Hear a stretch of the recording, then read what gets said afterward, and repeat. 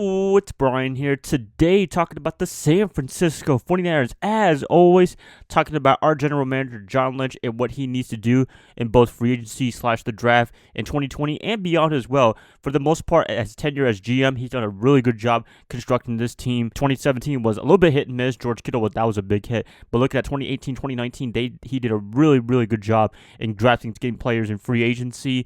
Also, you look at his assistants under him. Martin Mayhew, the former general manager of the Detroit Lions, I'm pretty sure he has a lot of input on what goes on in the draft. Prag Marate, I can't say his name. Anyways, he's done a really good job of negotiating contracts for the 49ers as team president. They have a very effective front office looking at it. Kyle Shanahan has done a really good coaching this team. It's looking like a happy marriage so far, and I hope to keep it that way for a long time. Hopefully we don't have any tensions like the previous regime with Jim Harbaugh and Trent Baalke, because that was not good at all. Anyways, gonna get the video started, but before I do, please like and subscribe. That's gonna definitely help me out a lot. Click that bell notification to get notified of future videos. Share the channel, share this content with fellow Niner faithfuls.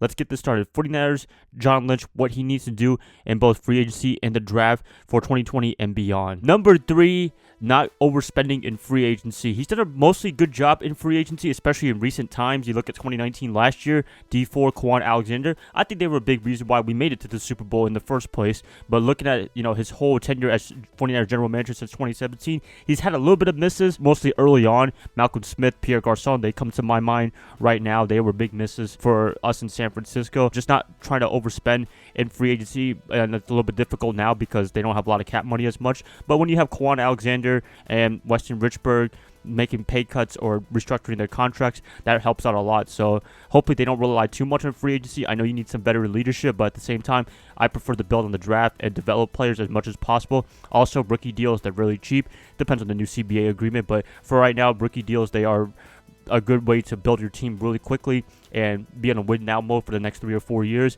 They're doing a good job right now with Nick Bosa and company and all the other players, but they have a lot of players looking at future contracts with George Kittle and DeForest Buckner, so you really have to keep your windows of opportunity in terms of the draft, which I'll be talking about in a second in terms of that. But looking at free agency, Lynch, he's done a pretty good job in recent times, so hopefully he keeps that up, and whatever cap money they have, they try to allocate it as much as possible and don't overspend teams like the Washington Redskins and what have you. So, yep, Lynch, good job in free agency, and hopefully he keeps it up. Number 2, just drafting well, and not just in the first or second round, the high draft picks. I'm talking about from rounds 4 through 7, where you find value in players that weren't really looked at high coming into the draft. Lynch has done a fantastic job at that, and that's what makes a mark of a great general manager. You look at the Seattle Seahawks, I know, right, NFC West rival, but John Schneider, you have to give him a lot of credit for building that Seattle Seahawks team and what they are right now, and what they were when they were Super Bowl champions with Richard Sherman, Cam Chancellor in the later rounds. I think Shaquille Griffin was also a late round pick as well in this current Seattle Seahawks time. Look at with Lynch, some draft picks that are notable in his time in San Francisco from rounds 4 through 7. George Kittle in 2017 with the 5th round pick. You also got DJ Jones in the 6th or 7th round. I forgot exactly what. Dre Greenlaw in the 6th round. He's been able to find value within those late round picks, and also undrafted free agents like Matt Breida, Nick Mullins, and Kendrick Bourne. Those guys, they have been very effective for us in San Francisco. Looking at his draft picks, looking at the late round stuff that he's been able to do, he's been able to hit home for that. If he wants to keep a successful 49ers team, he has to keep doing that drafting really well in rounds 1 through 7, making some effective trades, whether it's trading up, trading down. Got to be careful with taking risk with players like Reuben Foster. That didn't really work out, although he was an immensely talented player.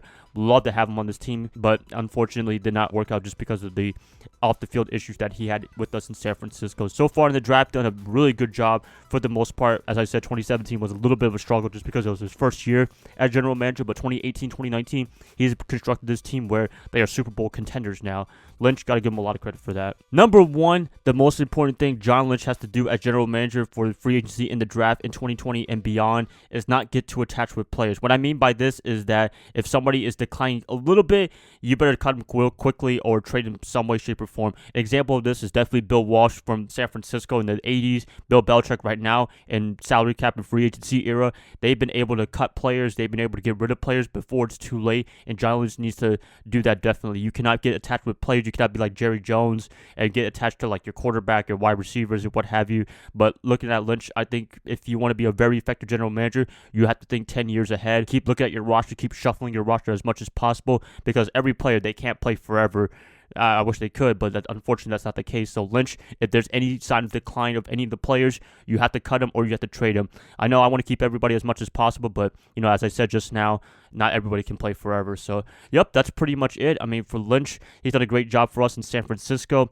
I am loving what he's doing right now. He's taking this team from 2-14 all the way to a Super Bowl appearance in just a couple of years. He's been a big reason for that. Shanahan coaching the team, he's been a big reason as well. But, going back to the number one spot, you have to keep shuffling your roster as much as possible, and you have to look at the salary cap era as well. That's another thing you have to really point out in terms of this number one list is if it's too big of a contract, you can't sign them or any way, shape, or form. Running backs, you have to be careful with. I mean, you look at some of the contracts that some teams are regretting right now. Maybe the Cowboys with Ezekiel Elliott, Todd Gurley with the Rams. You have to be careful on signing players in certain positions as well.